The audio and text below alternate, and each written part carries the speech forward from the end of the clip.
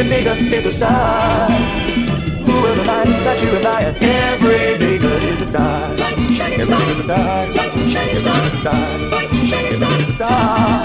Every nigga is a star. To the left. No, to the left. Yeah, everything you own is in a box to a left. You know, in the closet. That's my stuff. If I bought it, nigga, please don't touch it. Yeah, keep talking that mess. That's fine, but can you walk and talk at the same time? It is my name that's on that jag. Remove your bag. Let me call you a cab. Standing in the front yard talking about how I'm such a fool. Talking about I'll never ever find a man like you. You got me twisted.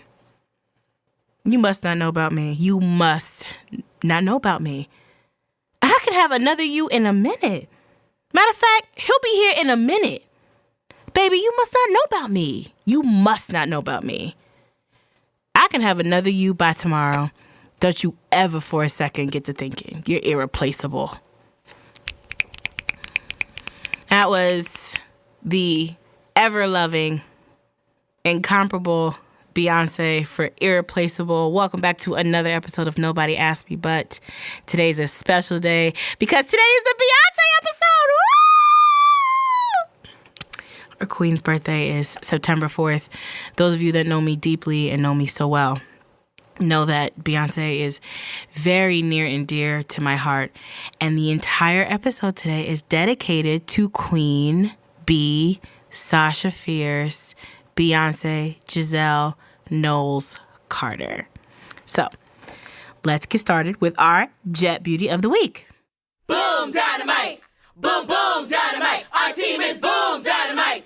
Boom, boom, dynamite! Our team is tick, tick, tick, tick, tick, tick, tick, tick. Hold up, wait a minute, let me put some booty in it, boom! So, I haven't talked to you guys in a little bit, and I've had quite a interesting couple of weeks, to say the least, but more on that a little later on. But the Jet Beauty of the Week, of course, goes to Beyoncé Giselle Knowles Carter, who was born on September 4th, 1981. I believe she was born in Houston, Texas. And we celebrate her on today in the Jet Beauty of the Week because the most recent thing that she has done that was fantastic, aside from put out this really bomb set of merch, which is pretty much all these nostalgic Beyoncé photos, but they're into little tiny squares and they are in a print, and she has it in a bodysuit, in a bucket hat, in a two-piece. It's absolutely wonderful. But Beyoncé, of course, over the summer was in one of the most iconic Disney movies ever known to man, The Lion King. And she put out this compilation of songs from Afrobeat artists, from rappers, and it is just amazing. Like, the beats really captivate you. It's a dance album. She's giving you good messages. She's giving you arrangements. She's giving you low G on the scale. Beyoncé is literally out here doing the work, telling the people, including the people. It's just an amazing piece of art. It has actually been getting me through a very tumultuous summer, to say the least. Songs on there that I like include Don't Jealous Me, include Already. Some of them, Beyoncé herself isn't on it, but the fact that she got all these people together, got them on one album, did all her, did the production, did a lot of the writing, it just is amazing. And she did her thing. There's a song on there called Brown Skin Girl, which is an ode to Black women of all shades. But specifically our darker hue chocolate sisters who have always been beautiful, and just really going down with the colorism talk. It just, Beyoncé. You're everything. And this week, baby girl, you are our Jet Beauty of the Week. If you haven't noticed already, it's just me today. Beyoncé means so much to me. And so there really is no other way to have this discussion than just me and the microphone.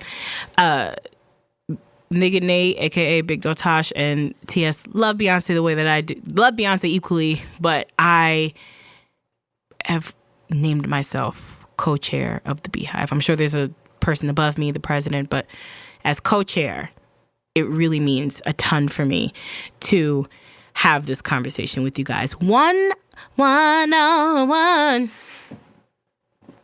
There used to be a fun show on the Us People Network. All right, so any announcements? You know what? I don't have any real announcements. I tell you guys the same things every week, and honestly, I had like I was saying before, really busy, really eventful in good and bad way summer. And so I just hadn't had a time. So I was really just taking a couple weeks off for a lot of self-care and self-reevaluating and kind of getting some things in order. But once I get some things moving, I will definitely come back. I will let you guys know. You won't be left out of the loop. Tributaries is coming back, but it's going to be in a new form. So I'll talk more about that in a couple of weeks when I finally get it exactly how I want it. Thank you guys so much for being patient and being supportive. I see your messages. I see all the people that tell me that they listen. It means the world. It's really exciting. This is something that I just kind of started. I was DJing. I was having a really rough 2018. And not rough, but I was just kind of down a little bit. And I was really just trying to find myself and figure out a way to put all of my talents together. I started DJing. I debuted DJing at my birthday party. And then from there, it was like, all right, well, let's just start with everything else that you want to do. So the last few months have been a journey. I'm really excited that you guys are joining me on this journey. I'm thankful for it. Everyone that listens and tunes in and deals with all of the bumps and bruises. I appreciate you so much. So thank you so much for listening. And we're going to take a break. This episode of Nobody Asked Me But is brought to you by So Music Entertainment. If you're looking for a professional recording studio to record your music projects, podcasts, voiceovers, or whatever your audio needs are, for a reasonable price, look no further. Visit somusicent.com. That's SOHMUSICENT.com for more details. You can also follow them at SoMusicEnt, which is SOHMUSICENT on Twitter and Instagram for a free consultation. And a special shout out to Mr. Ash, the engineer who mixed and edited our podcast today. And you can follow him at Mr. Ash X, which is MRASHX. They have some of the best engineers here at Soul Recording Studios, so don't wait any longer to make your dream project a reality. Visit somusicent.com or call 929-900-6044 now. And let's get back to our show. Have you begun your UFC fighter training in preparation for yet another year of Beyoncé slander? Are you now buying extra strength hair glue in bulk because one never knows when Beyoncé will come down and snatch wigs? Did your love on top put everything you own in a box to the left after she drank her lemonade because she has a big ego?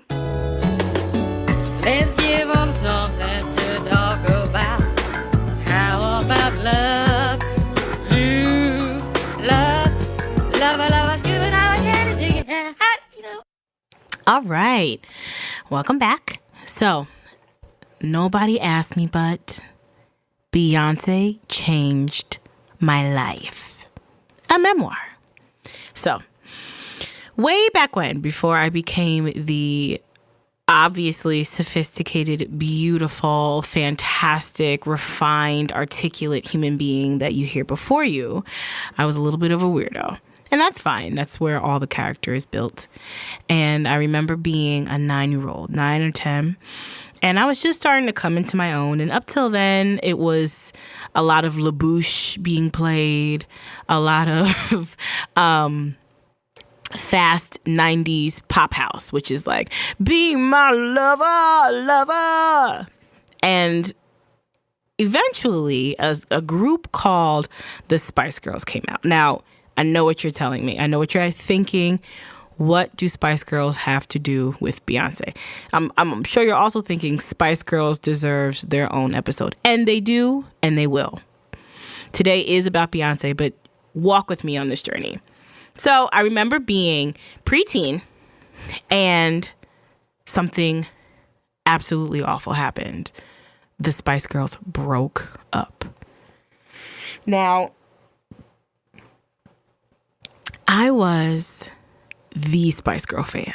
There's shoes, I had Barbies, I had posters, lollipops, you name it.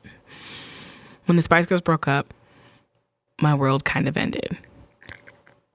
And I didn't really know what I was going to do because they were putting out records with just the four of them and without Ginger, and some of them were breaking off into solo careers, and it just wasn't quite the same. And I wasn't really fully prepared, you know, as a young child a young child who was constantly being made fun of and who was a little weird, really because I was a budding artist. Really couldn't fathom. I didn't understand that kind of heartbreak. But then, a song called No, No, No came out. And I remember being at my grandmother's house, and she used to have the box. And the box was on channel 99. And we would watch the box, and all these music videos would come on. And I remember it was 4 stunning black girls in these like maroon colored outfits, beautiful makeup, all gorgeous. And at first it was a slow, like, no, no, no, no, no, all that, right? And I was like, okay, cute. Then all of a sudden, the remix came out. And it was like, I remember that deep, that intro. The intro is infectious. And then the beat dropped and the harmonies came in. And I remember being like, oh, wait a second. These are the same girls I saw in those fly maroon outfits. Oh, wait. I'm here for this. They look like me. Like, not literally like me, but those are black girls. I'm a black girl. I'm a black girl there were so many monumental moments in that very few couple of weeks that the first part of No Part 1 came out, and then No Part 2 came out. And I remember how much it changed the game for me. Up to then, in the middle of that, I would say, I had a little Britney with the Hit Me Baby One More Time. I had a little Christina with the Genie in the Bottle. And that's cool and all. And you know, Britney could really dance. And I, at the time, was always at dance class. Loved dancing. Christina had a cute run system and a power belt. And I identified with that as well. But I kept saying to myself, something's missing. What is missing? Right? Because those girls are cool. But I just knew. I couldn't articulate it. But it's something about, though, Christina and Britney and Jessica, who could really, really sing, Judge Your Mom, something about those girls I liked, but it didn't click with me. Destiny's Child clicked with me. Something about them attached themselves to me. And then, of course, you know, I was cool with Missy. I loved Missy because she was so creative and so cool, and she rapped. And, you know, Aaliyah was fun because she was just enough. Never too loud or too soft, and a nice dancer and cute and a lot of hair. And so, you know, but there was something about Beyoncé. Something about her energy. Something about her delivery. Something about the runs, the power behind the voice, something about the dynamic. There was just something about my girl that clicked for me. All right, cool. So, you know, I'm 9. It's not like I'm busy putting Nair in my hair by accident. More on that later. And I, you know, didn't understand what it meant at the time, how important it was to be represented. All right, so a couple of years go by, and I'm still trucking along, listening to Destiny's Child, feeling good about myself. And I remember The Writings of the Wall came out. Now, we're going to talk about this a little bit later on in Black Nostalgia, but The Writings of the Wall was when Beyonce was really when Destiny's Child had arrived, but because Beyonce was on most of that in the lead position, it was just like I had arrived. And something about my sense of creativity and my sense of self and my sense of self-identity through music and through dance and through singing had kind of made sense to me at that point. Before that, it was like, who's this weird kid in the purple Applejack who, you know, likes Spice Girls and who's really smart but is really trying to fit in, and you know all the rest of my friends are listening to Jay-Z at 10 and cursing and all that other stuff, and it's like I want to be with the cool kids. Why not me? And then you know I realize, oh, but wait, you are a cool kid. You're just cool in a different way. And Destiny's Child opened up. They cracked that door of creativity and they cracked that door of identity, and they just kind of gave us a reason to be like, I want to be with those kinds of girls. I need a Destiny's Child. I'm not a Spice Girl. I mean, I am a Spice Girl. I'm spicy, but really, I'm in Destiny's Child. So from that point on, we go to Dangerously in Love, where Beyonce had her solo career. And at this point, she had a couple of member changes, and people were really upset about, you know, how it went down, and it had to be Beyonce's fault. And I just was like, you know, it might have been, it could have been, it could have not been. I wasn't there. I don't know Matthew Knowles. I don't know their lives. I know that the music industry is nuts. I know that, you know, things can happen and the people get blamed for it. What I know is that Beyonce is good for me. And I'm going to keep on playing this Dangerously in Love at 13. 2002. Crazy in Love has got to be one of my top favorite songs ever. Not because it's the best song in the world, but just because it moves me. It moves me. And then the fact that throughout her career, she has changed it up so many different ways. It's just, you know, I remember being in the car and that came on, and I heard Beyonce single for the first time. And I was like, something is happening. Everyone needs to be paying attention because something is happening. We don't, you know, we have all of the Britney's Platinum and the Christinas at this point. They're like way further in their careers. And we didn't have at that time another black girl that was really competing with them numbers wise, that was really breaking down all these barriers and having people scream and cry outside for them the way that her white counterparts had been doing at the same time. So there's something to be said about this black girl from Houston, Texas, who is pushing through. You know, she has a very large machine behind her, and it's pushing her through, and it's getting her to the top, and she's literally in Pepsi commercials, and she's in movies, and she's everywhere and blowing up before our eyes. And it's like, okay, this is cool. This is great. Now, at this point, we started at 9. I'm 13. I'm not going to go through every year of my life, although, you know, on another day we can do that. But Beyonce has literally been in my life for every major moment. People feel this way about Prince. People feel this way about Michael. People feel this way about Elton and Diana and Aretha. And they have a problem when I say, you know, Beyonce is in that category. It's not to diminish the legends that will always be legends. These are people that you can never erase a Whitney. You can't have another Whitney. You can't have another Stevie Wonder or another Prince or, you know, another Elton John or another Mariah Carey. Those people, you have people who will be influenced by them, who will grow up to feel what they feel, and then in their own right be a legend in their own way. But the legends that stand, you can never get rid of them. And to say that Beyonce isn't en route, if she is not already there, to being one of those legends, I think is remiss. Did Michael Jackson change a lot of...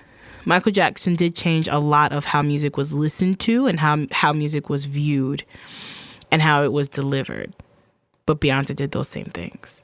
And it was later showcased in things like the self-titled album, where she dropped an entire... It was the first time we had seen a full movie, a full visual album connect. Or actually, that wasn't the first time. The first time was when she did it for I Am Sasha Fierce with Sweet Dreams and Kitty Cat and all that whole album. And then she did it again for 4. And then when she did it again for Beyonce, it just felt like everything connected and it was all a little bit more vulnerable.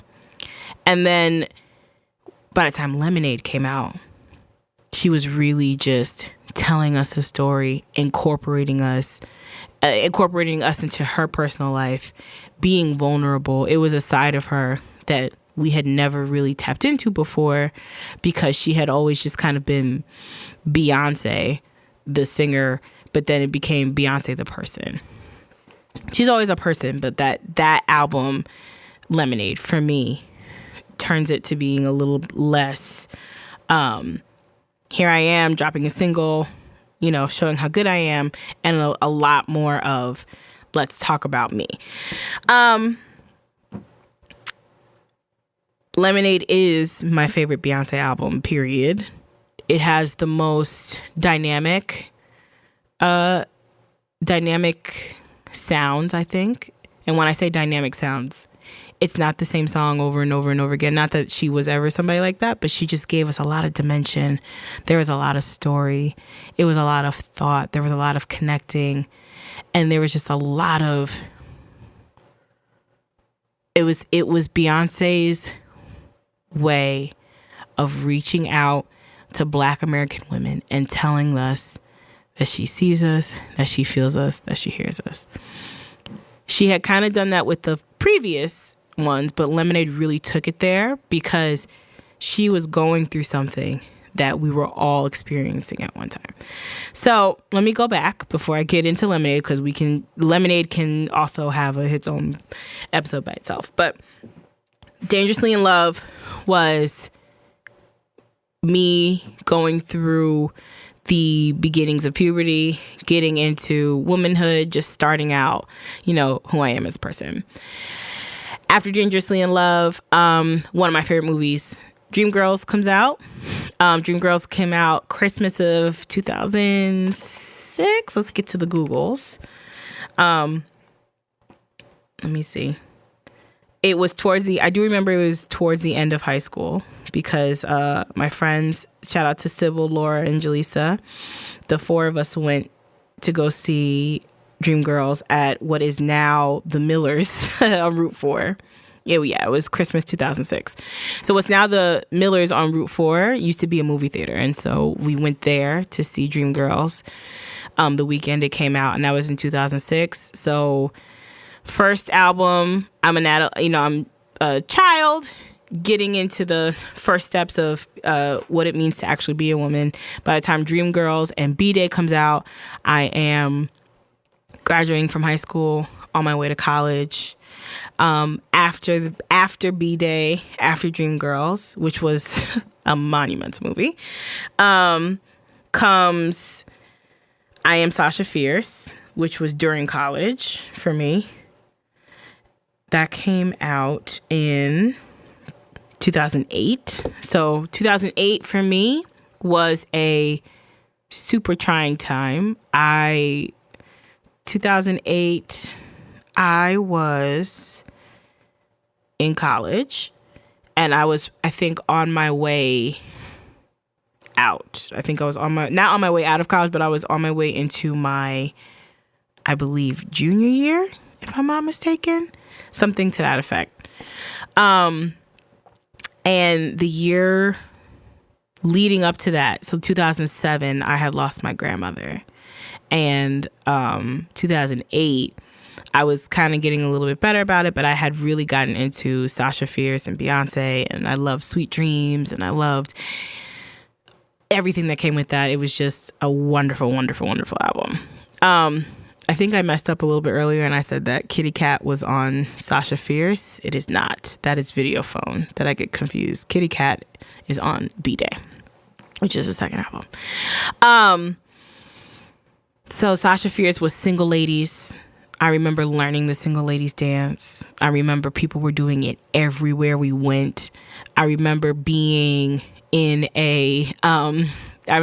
at Crossroads Theater down in New Brunswick, and we were doing our usual Christmas Jubilee, and I came up with the idea of doing Santa Babies as opposed to Single Ladies, and I rewrote it so that it was specific to Christmas. But then our choreographer, shout out to Colleen Hawks Pierce, choreographed, like sat up and watched the choreography and literally learned it and choreographed it so that we could do it.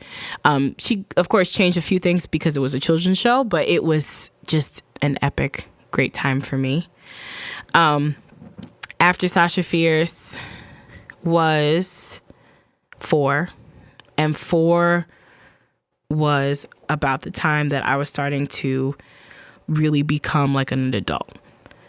And I remember 4, I was going through a major breakup or a major shift relationship-wise, and this was in 2011.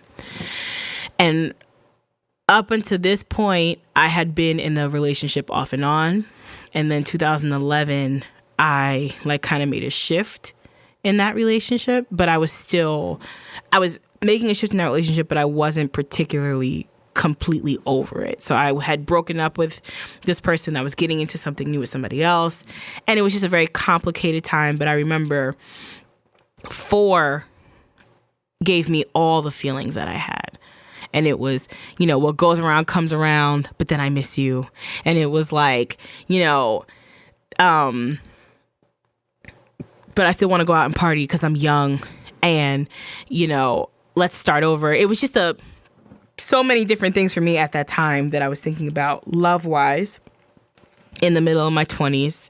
And it was just, and that's what your 20s are for. Your 20s are for, mistakes. You're an adult in your 20s, but you're coming into your adulthood, because I think for me, somebody who's 20, 21, and 22 is still a child, still trying to get it together. Although legally you're an adult, mentally I've always felt like you're not quite there developmentally. But that whole era is, okay, I'm trying to get myself together. I have a job now. I'm still making trash-ass decisions, but I'm a little bit older now. So it's just kind of navigating that early stages of adulthood. And Beyonce's been there for that whole series. And then after that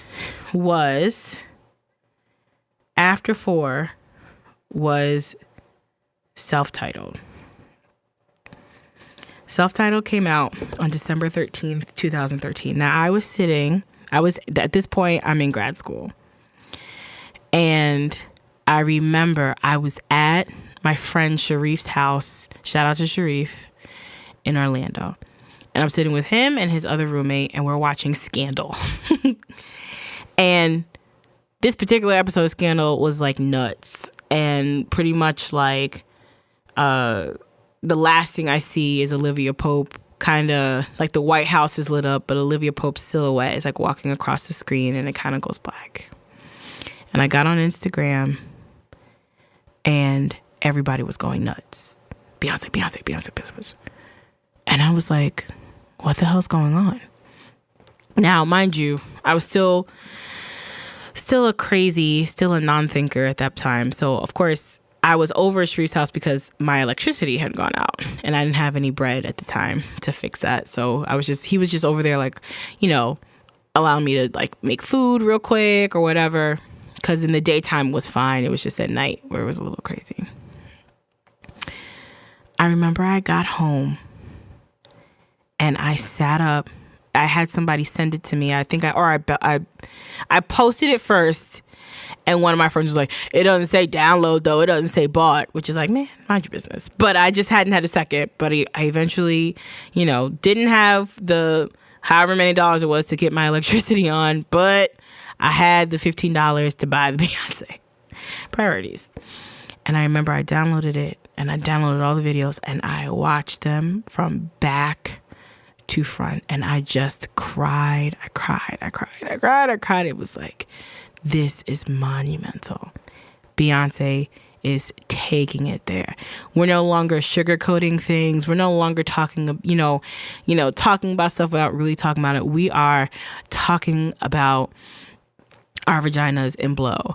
We are talking about how jealous I feel that you're out when I need you to be at home. We're talking about how sexy I want to be on date night, and we're gonna be doing adult things behind this limo. We're going there. We're talking about the stigmas behind being pretty and behind being skinny, and how much the industry and people in society hold you up to a standard. We're going there. We're going into these issues. We're gonna talk more about how I like to feel sexy on Rocket. Beyonce was like, let's have a conversation, girls. I'm with you. These are the things that we go through. And I just remember crying. It's the best thing ever. It's best. Beyonce's wonderful. And then after Self-Titled, I remember that day even, I remember I was like, wow, I feel new, refreshed and renewed, and I can conquer anything. Then I remember I had a conversation with a friend, and I remember we were talking about Beyonce came up for whatever reason. And I remember she said to me, I want Beyonce. I think Beyonce's fantastic. I think no one can touch her as far as performance. I feel like she's literally one of the greatest entertainers of our time. But what I want her to do is I want her to now shift us into a way of thinking about things a little more politically, and to use her platform for us to be forward thinkers. And I remember being like, yeah, that's cool. But, Beyonce is doing that, but I can understand what you're saying. So fine. That following winter, my aunt, who was one of the centers of our lives, was randomly and very suddenly dying. And we sat in the hospital with her, and it was what we thought was going to be not the last day. We, sang to her, and then we were like, okay, we'll see you tomorrow. And I remember I went home and Beyonce dropped Formation. And I could not take my face off the screen. And I was like, oh my God, Beyonce, this is so cool. And I said to myself, I was like, I wonder what is the next monumental thing that's going to happen in my life? Because she always comes up in a time where it's either I need her, or I'm like, thinking about crazy things, or I had these interesting conversations. And the next day, my aunt had passed.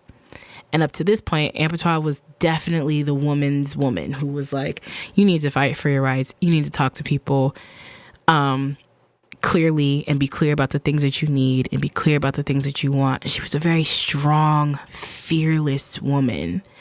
And, when she made her transition, it was a shock, but it was just it was an interesting timing, because the words of Formation were get information, get it together, stand on your own 2 feet, be clear that, you are I am leaving you in the physical life, but I'm here. Beyonce wasn't saying that, but I'm saying the comparison from out.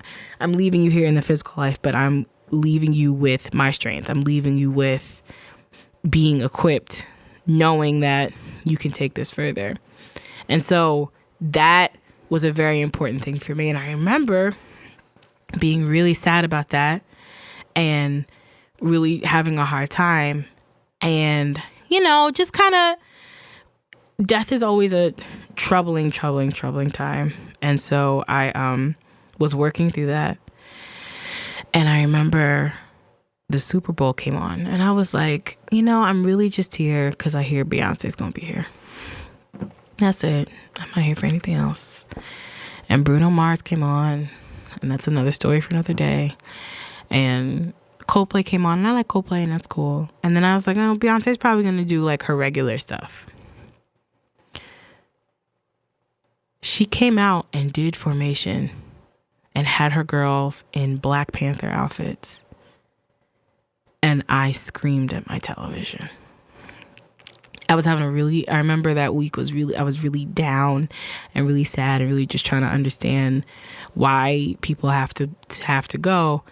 And in my time of sadness and despair, it was like Beyonce came and she was like almost delivering a message from Ampatois. I know that sounds crazy, right? I know that sounds absolutely batty, but that's how deeply connected I am.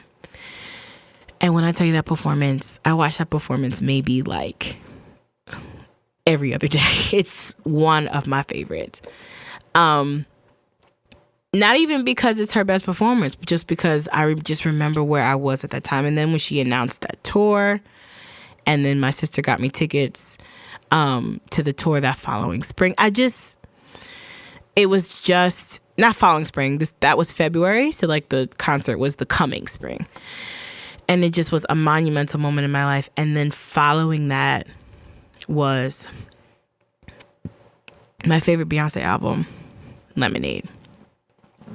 The reason why Lemonade is my favorite and not The Lion King, The Gift, because Lion King, The Gift is an amazing album, and it features a lot of different artists, whereas this was Beyonce raw and uncut.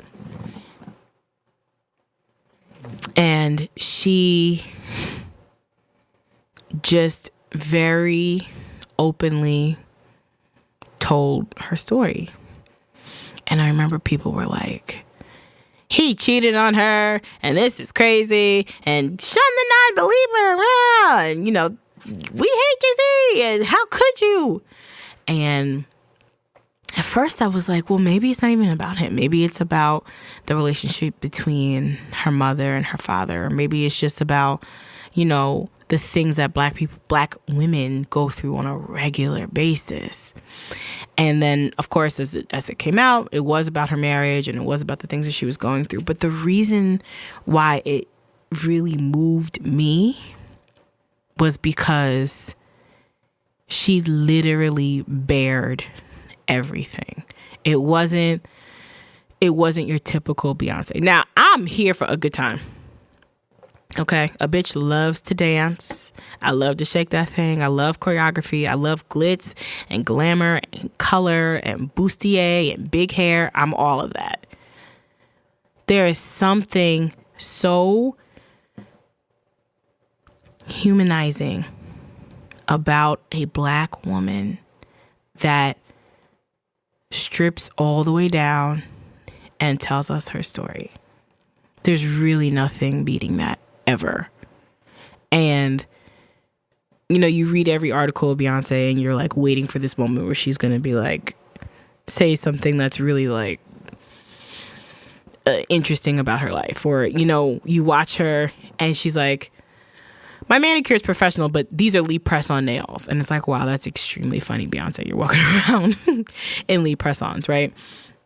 This album was a discussion. It was girl talk. It was therapy. It was inner thoughts, venting. And it just had been the embodiment of what a lot of black women have been going through.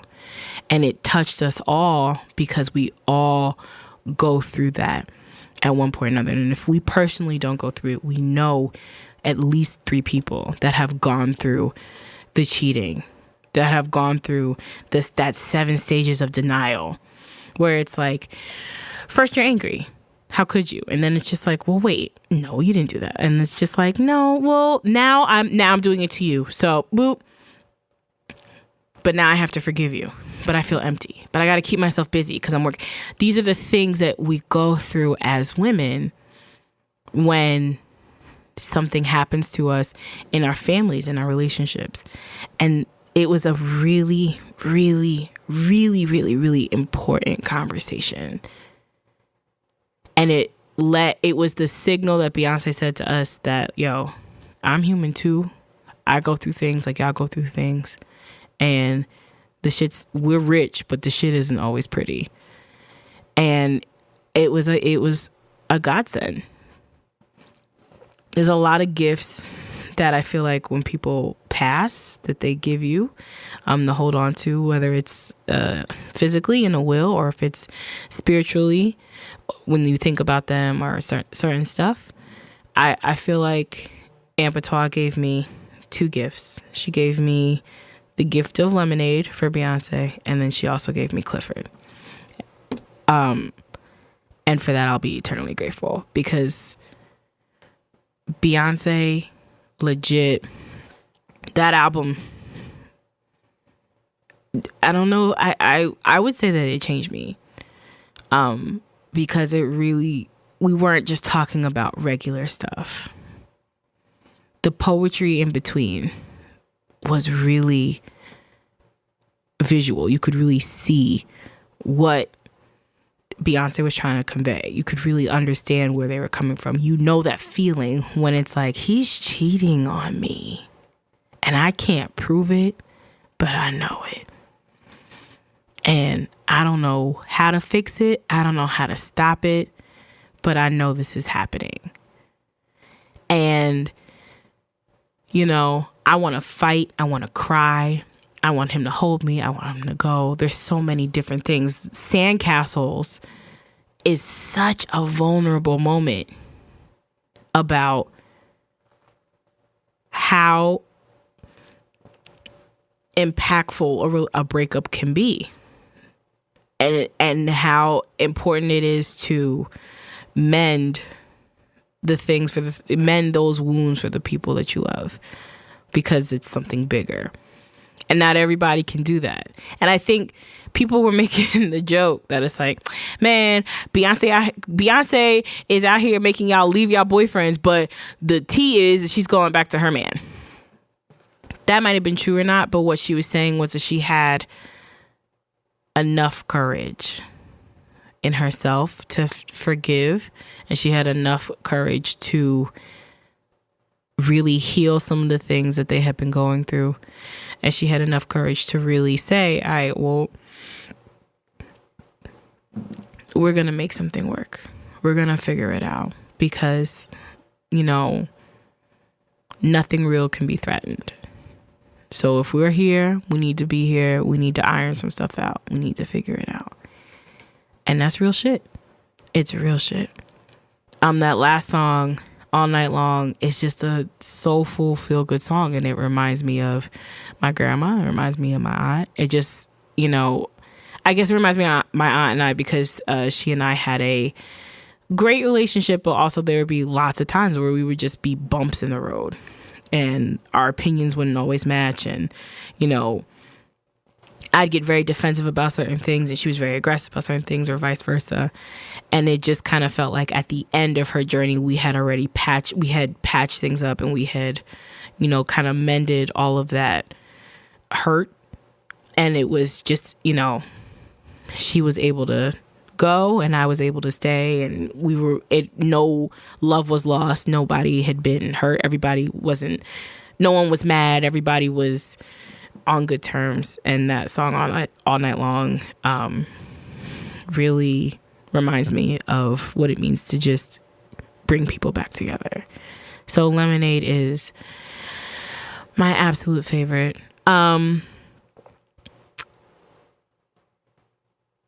There are songs. She also, Lemonade has my favorite B-side, which I was going to save that for later, but Lemonade has my favorite B-side, which is Love Drought.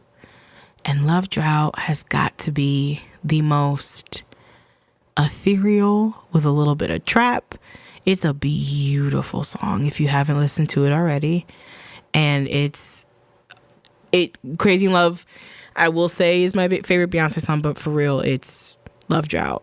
It's got to be the best song on that album. It's the best song for me that Beyonce has made almost ever.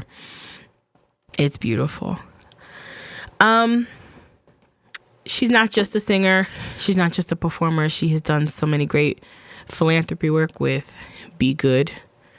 I really, really, really, really, really, really, really appreciate and am inspired by the fact that she constantly shouts out women, constantly makes sure women are in the forefront, hires women, keeps women, in the forefront.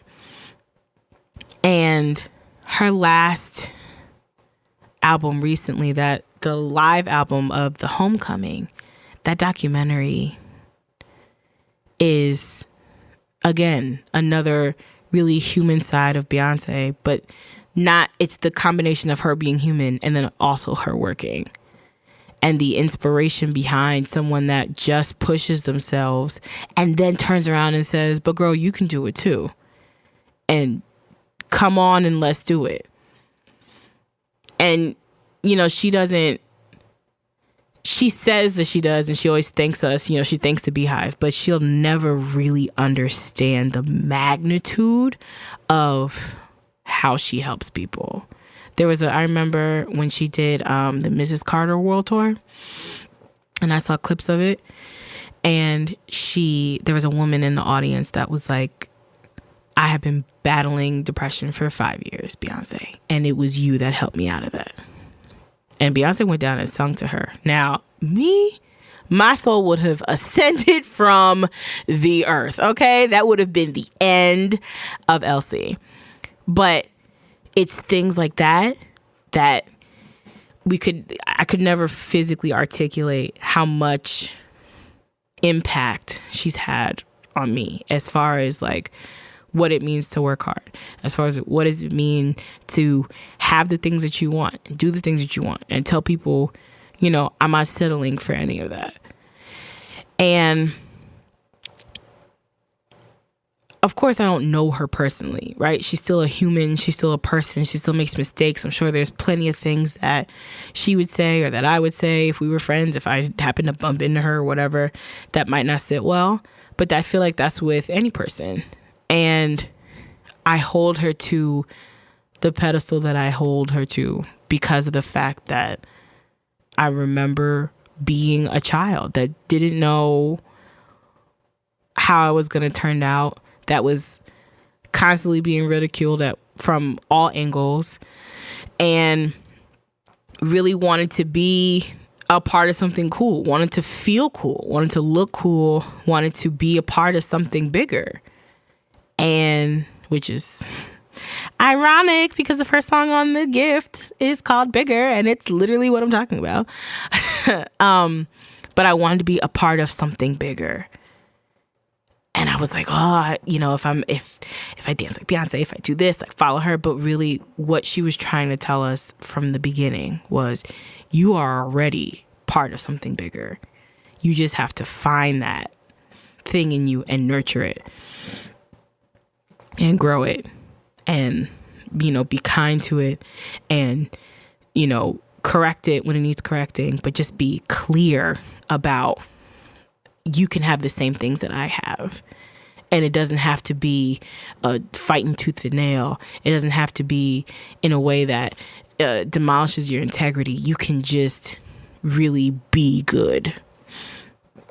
And I have to say, I have no other option but to stand. Beyonce is a hill I will always die on. People can compare Beyonce. I've heard it 1,000 bajillion times. And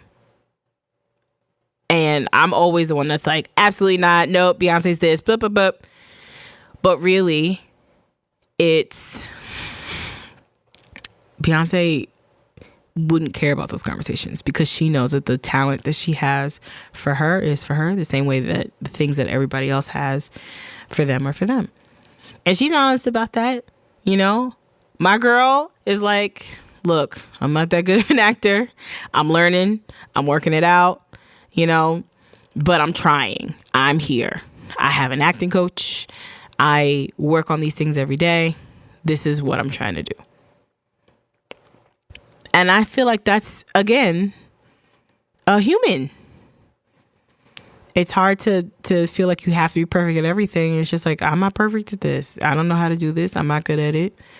And that's what it is. And so on today, I want to thank y'all for coming with me on this journey of Beyonce. I have been to 5 Beyonce concerts. I went to the Ladies First concerts with Tamia, Missy Elliott, Alicia Keys, and Beyonce. Then I caught the second half of the first, when she went on tour the first time, for Dangerously in Love. Then I saw her again at Revel. Then I went to the Formation tour. There's a 5th one that I'm missing. It's escaping me. But when I find out, I'll let you guys know. Thank you. This has been Elsie with Beyonce. Power Hour. Nobody asked me, but Beyonce changed my life. And we will be right back. This episode of Nobody Asked Me But is brought to you by So Music Entertainment. If you're looking for a professional recording studio to record your music projects, podcasts, voiceovers, or whatever your audio needs are, for a reasonable price, look no further. Visit somusicent.com. That's SOHMUSICENT.com for more details. You can also follow them at So Music ENT, which is SOHMUSICENT on Twitter and Instagram for a free consultation. And a special shout out to Mr. Ash, the engineer who mixed and edited our podcast today. And you can follow him at Mr. Ash X, which is MRASHX. They have some of the best engineers here at Soul Recording Studios, so don't wait any longer to make your dream project a reality. Visit somusicent.com or call 929-900-6044 now. And let's get back to our show.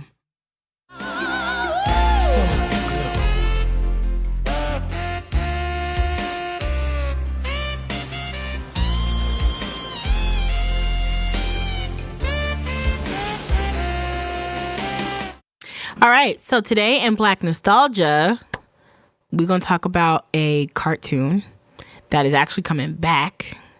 It was on Disney Channel, and it's not that far back, but it is far back. And you guessed it, Beyonce and Destiny's Child and Solange sang the theme song. And that show was a show about a family that was living in the suburbs, and they were living in what I would consider Englewood, which was like a black suburban area. And it was about one girl and her siblings and her parents and her grandma and her friends and all the people that she met along the way. And so it is time for us to give it up for the Proud family, for Penny Proud. Beyonce sang the theme song to that, and it's literally one of my favorites. Family, the family, Proud family, they'll make you sing, they'll make you want to scream. Favorite part. I probably mess those words up, but that's all right. Who needs words? One of my favorite characters was their uncle, who would come in like, "I'm now, bring my mama back. She can make me some snacks." It was a really great show about, just good, wholesome black comedy on Disney. And it was Tommy Davidson, and it was, I can never remember her name. Pauletta, not Pauletta. She's a really pretty lady. She looks like a beautiful dragon. She was also in Friday. Not Friday. Yeah, she's in Friday. She's in Paula J. White. Is that her name? Let me see. Proud family. The power of Google, y'all. Whew, boy. Cast. Give me the cast. Give me the cast. This is what's so wonderful to have. Trudy Proud, played by Paula J. Parker. Wonderful. And, you know, it was just cute. The parents were, they were working. One was a veterinarian. The other one was a doctor. It was just really a cool show on Disney with great, positive Black vibes. And now that we are done with our Black nostalgia. So, I am a member of St. Paul Baptist Church in Montclair. And I am one of the newer choir directors there. And so this past Sunday we had to wear all white. And I literally checked my outfit before we left. But of course, you know, mishaps happen. And the shorts that I had on that were supposed to act as supportive shorts were literally creasing and rolling up in the beginning of the sermon. It didn't last the whole time, but of course it was not only streamed, but on the giant mega projector in the front. And so what's super funny is that the cameraman like kind of zooms in, but then like moves the camera down to the organist, but it's just like too big to not notice. So in lieu of never taking yourself too seriously and, you know, just being a little more mindful, today's lesson of the day is check your Spanx and carry a slip. You are so dumb. You are really dumb. For real. Yeah, it's literally like streamed everywhere. All right, well, never fails. This has been another wonderful, wonderful, wonderful episode of Nobody Asked Me But. I want to thank you guys again for sticking it out with me. I also want to take this time to dedicate this episode to my late great uncle Dandre, who we lost just a few short weeks ago. He was the brother to my Aunt Patois, who I was talking about all episode, and they were siblings of my father, and he was the light of our lives, and we love and miss him every day. And I really beat myself up because I kept I kept telling myself, like, call Uncle Dandre, make sure you tell him about your DJing and make sure you tell him about your podcast, whatever. And I just like forgot. But what's really nice is that he, in the picture on the cover art of Nobody Asked Me But, it's a picture taken from when I'm sitting directly next to him. So if you ever see it on my Instagram and you see a man in like a blue Hawaiian shirt with like a hand coming up, that's Uncle Dandre. So rest in peace, Uncle Dandre. We love you. And that's it. Thanks. Bye. Thank God this isn't live, huh?